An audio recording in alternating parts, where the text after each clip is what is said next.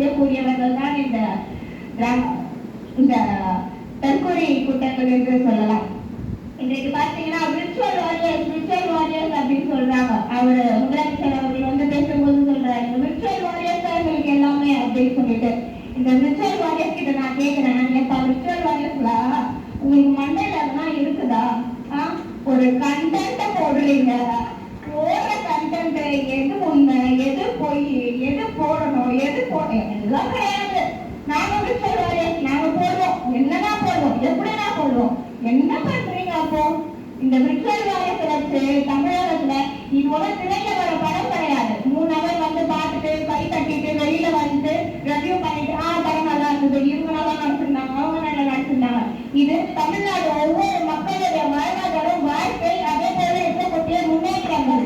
இதுல நீங்க virtual warriors social மீடியால உட்காந்து என்ன பண்றீங்க?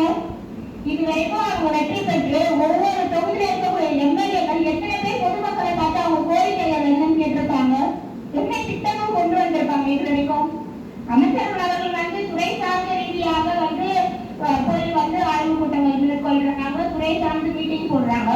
அது தாண்டி நீங்க ஒரு கட்சி அமைப்பு சார்பா பொதுமக்களை எந்த இடத்துல பார்த்திருக்கீங்க? பொதுமக்கள் கிட்ட எந்த இடத்துல பேசிருக்கீங்க? அவங்க கோரிக்கைகள் எதுன்னு கேட்டிருக்கீங்க?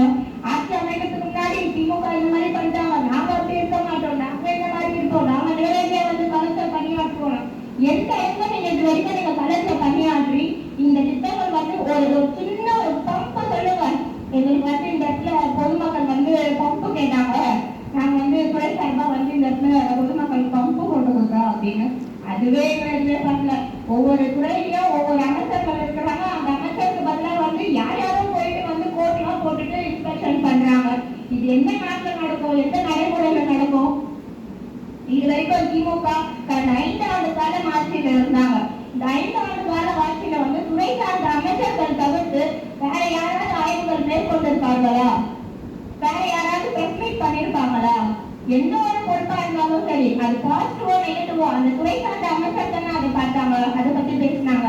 இன்னைக்கு ஒரு மருத்துவமனையில அவங்க அணில இருக்காம கோட் போட்டுட்டு போய் பாக்குறாங்க. அது எந்த வகையில சரி? அதுக்கப்புறம் அதுக்கு ஒரு எக்ஸ்பிளேஷன்